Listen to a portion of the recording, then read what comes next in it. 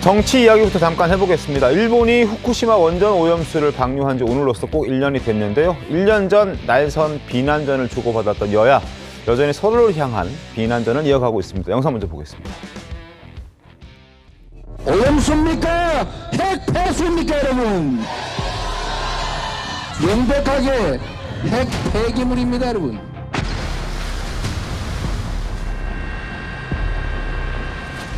야당이 후쿠시마 괴담을 방류한 지 1년이 되는 날입니다. 지난 1년 동안 안전기준을 벗어난 사례는 단 한 건도 없었습니다.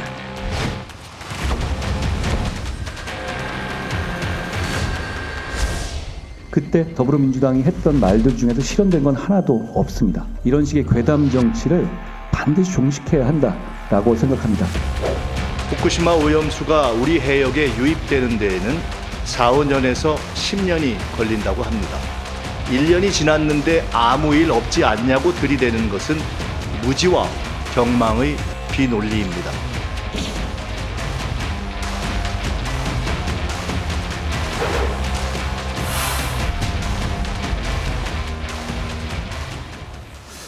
작년에 민주당을 포함한 야권에서 후쿠시마 오염수 방류와 관련해서 너무나 많은 괴담들을 쏟아냈었기 때문에 저희가 한 번에 다 보여드릴 수가 없었습니다. 저희 영상 하나 더 준비했습니다. 그 영상도 보고 와서 이야기를 이어가겠습니다.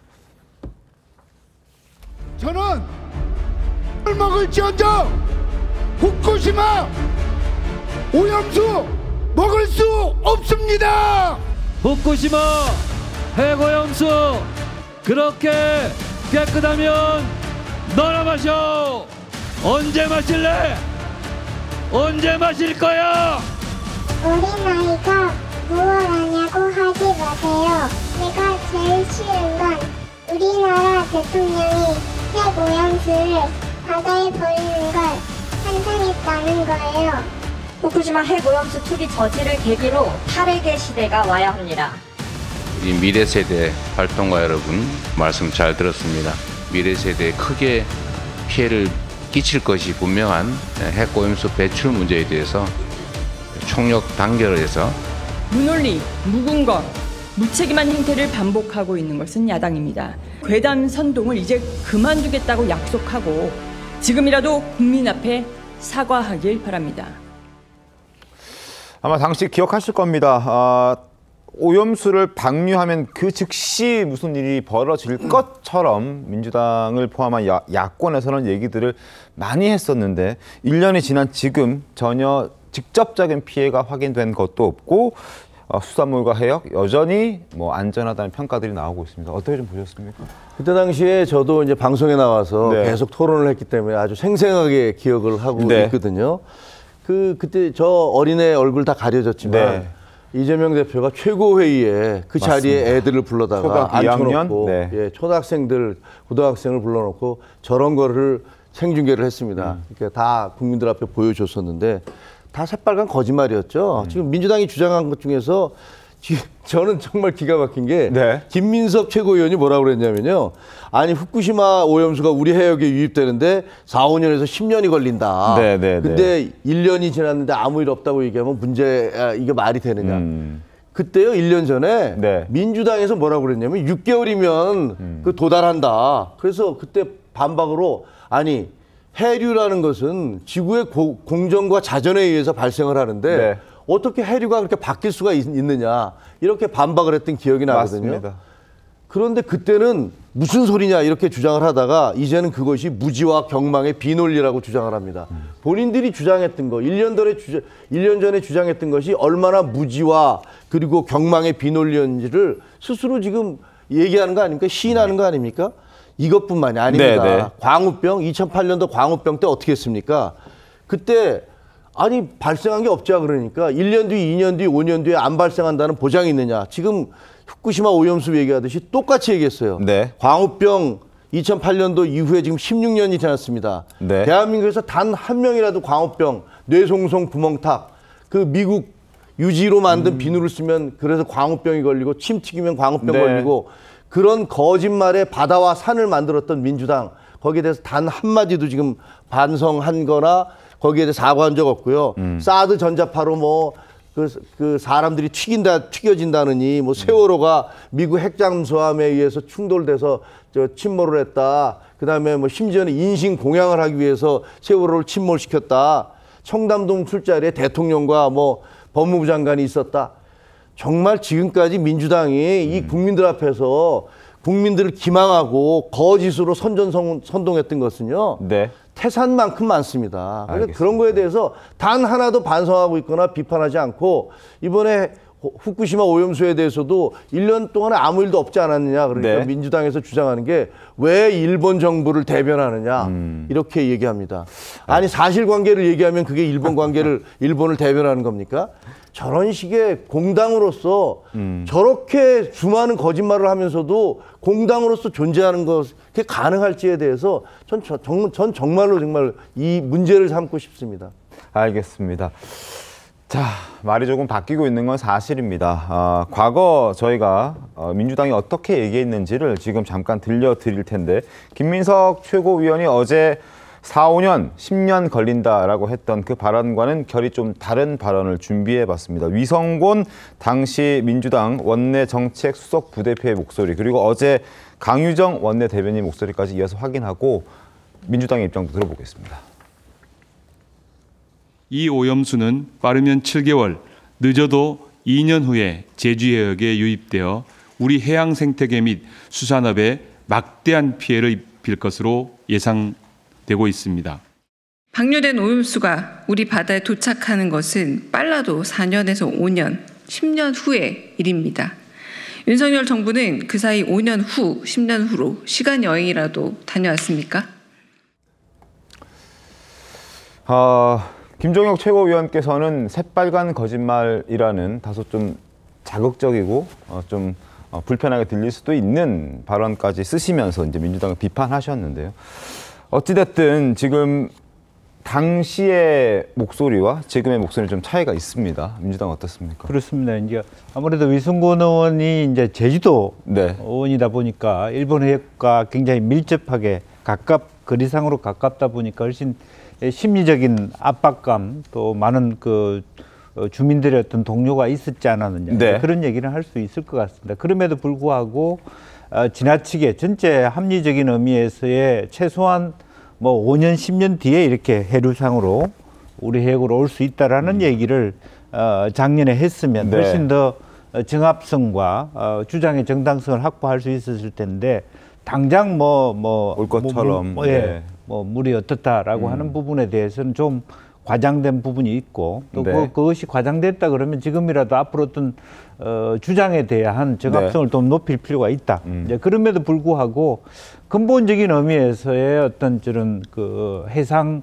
방류라고 하는 방법이 네. 사실은 최선책은 아니거든요. 네. 그러니까 여러 가지 어떤 뭐 시기적인 측면이라든지 예산적인 측면이 있었기 때문에 우리로서는 그런 문제 제기를 충분히 할 수 있는 거 아닌가, 그렇게 보여집니다. 알겠습니다. 최수영 교수님. 네. 그리고 지금 민주당의 얘기처럼 4에서 5년, 뭐 10년 정도 걸려서 우리나라에 도달한다 치면 그 사이에 상당량의 어떤 그 핵 오염수들은 다 희석된 상태로 우리나라에 도달하는 거 아닌가요? 자, 그러니까 민주당의 주장의 사실이라고 쳐요. 10년에 도달한다. 자, 우리 13년 전에 무슨 일이 있었죠? 2011년에 이른바 후쿠시마 그때 원전 폭발 사고가 있었잖아요. 당시 우리가 흔히 얘기하는 알프스죠. 다핵종 제거 장치가 설치되지 않은 상태에서 엄청난 양의 그 무방비 상태에 쏟아져 나왔어요. 네. 그게 해류를 타고 돈 지 지금 13년이 지났습니다. 유의미한 데이터 나온 게 있습니까? 그러니까 민주당 말이 설령 사실이라 하더라도 아무런 문제가 없을 일을 시간 여행 다녀왔냐고 저렇게 능멸하듯이 비꼬는 게 저게 공당의 대변인 맞습니까? 제가 하나 말씀드리면, 이렇게 해서 괴담을 유포해서 우리 사회가 치러야 할 비용이 엄청나게 들어가는 거예요. 자, 지난 3년간 1조 5천억 원이 수산물 소비 촉진과 어업인 경영 안정 자금에 투입됐어요. 네. 민주당이 저렇게 선동하지만 않았으면 이 돈을 그 수산물 기초 뭐 양성 사업이라든가 오히려 거시적인 안목에서 산업적 측면에서 쓸 수 있었는데 이 돈을 그렇게 다 1조 5천억 써버렸어요. 그리고 민주당이 얘기했잖아요. 피해민들을 위해서 우리가 후쿠시마 사법 제정하겠다. 21대 국회 한다고 큰 소리 쳤는데 했습니까? 안 했죠? 22대 국회 들어와서 발의도 안 했어요. 이런 당이 어떻게 책임지는 수권정당, 대한정당이 될까요? 전 정말 저도 질문을 드리고 싶습니다. 알겠습니다. 홍준표 대구시장도 입장을 하나 냈습니다. 화면 함께 보겠습니다. 후쿠시마 핵 오염수 괴담 선동도 1년이 되어간다.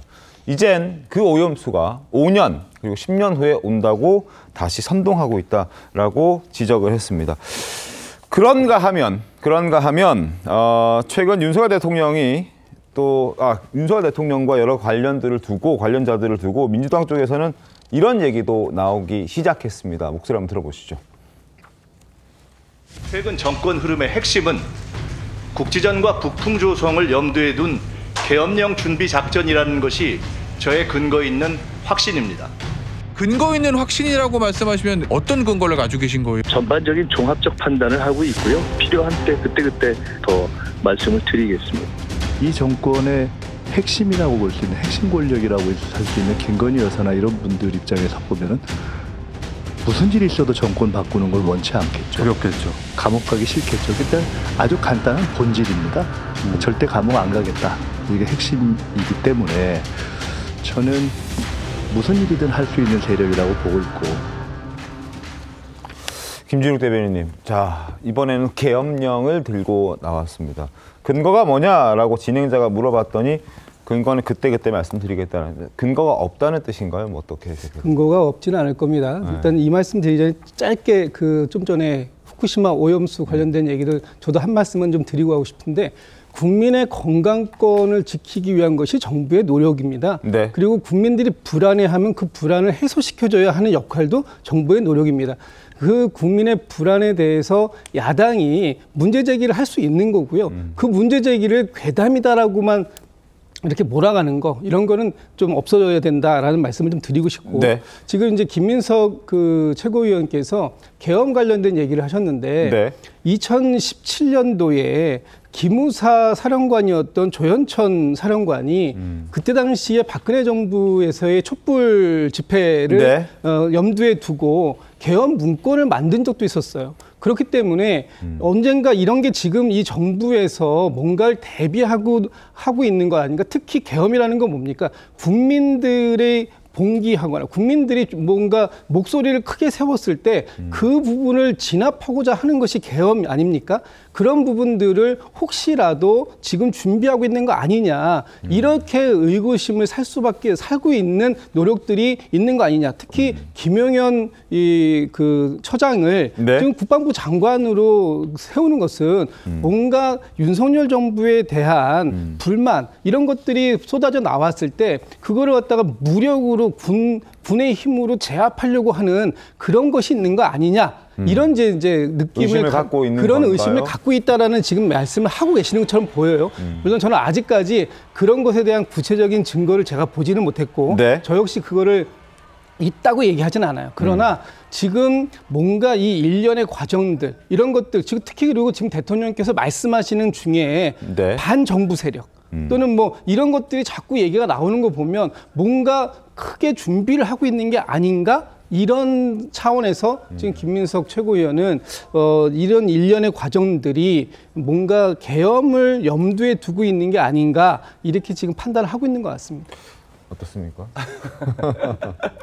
일단은요, 그 야당의 문제 제기를 아무도 거기에 대해서 이의를 제기하는 게 아닙니다. 야당은 건전하게 문제 제기를 할 수 있죠. 근데 최소한의 합리성이 있어야 되는 겁니다.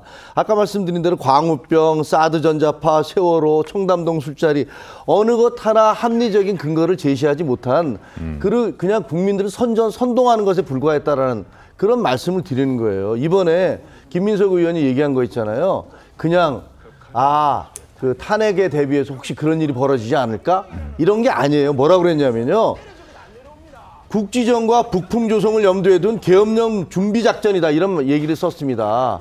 우리가 국지전을 벌인다는 거예요. 북한에 대해서.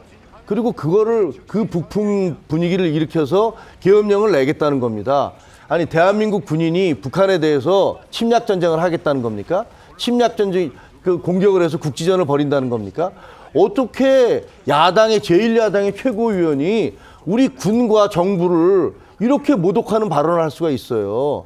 그럼 앞으로 북한이 뭐라고 그랬습니까? 북한 온갖 도발을 해놓고 다 자기들이 한 거 아니라고 그러잖아요. 이제 앞으로 뭐라고 할지는 뻔합니다. 남쪽에서 탄핵에 대비해서 얘네들이 지금 우리 공격한 거야. 이렇게 얘기하지 않겠습니까? 그 근거를 빌미를 지금 김민석 의원이 야당의 수석 최고위원께서 지금 주고 계신 거예요. 그럼 저는 그 부분에 대해서 아니 적어도 자기가 확신을 가지고 있다. 이것이 저의 근거 있는 확신이다라고 얘기했으면 근거를 대셔야 될 거 아닙니까? 이렇게까지 우리 정부와 우리 군에 대해서 모독적인 발언을 했으면 근거를 대셔야 되는데 아무런 근거를 안 대시고 물어보니까 전반적인 종합적인 판단을 하고 있다. 그리고 필요한 것은 그때그때 말씀을 드리겠다. 아니 무슨 국민들을 가지고 무슨 뭐 장난치시는 것도 아닐 텐데 이렇게 하시면 안 되죠. 이렇게 아무리 정쟁이고 상대방을 공격하고 이거 이해가 되지만 이런 식으로 국가 안보에 대한 것까지 이렇게 훼손해 가면서 공격을 하는 건 정말 맞지 않습니다. 알겠습니다. 헌법 제77조 마지막으로 한번 소개를 해드리겠습니다. 국회가 재적의원 과반수의 찬성으로 계엄의 해제를 요구한 때에는 대통령은 이를 해제하여야 한다. 물론 근거 없는, 현재 지금까지는 근거 없는 김민석 의원의 어떤 개인적인 판단을 기반으로 한 계엄령 관련된 주장이 나왔지만 민주당은 현재 과반 이상의 의석을 확보하고 있기 때문에 해제시킬 수도 있는 그런 상황이다라는 부분도 한번 저희가 설명을 드리고 다음 주제로 가겠습니다.